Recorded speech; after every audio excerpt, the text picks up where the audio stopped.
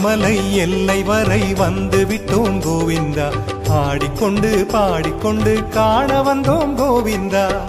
மனதினில் தோன்றும் ஆசைகள் போலே எத்தனை படிகள் மலைகளின் மேலே ஒண்ணு ஒன்னா தாண்டி நாங்க வந்தோம் ஐயா.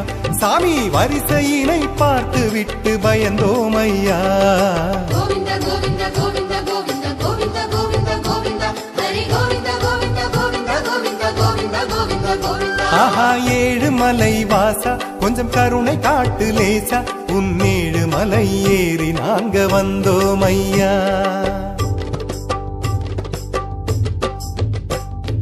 குளத்தினிலே குளித்து விட்டு வரிசையிலே வந்து நின்னோம்.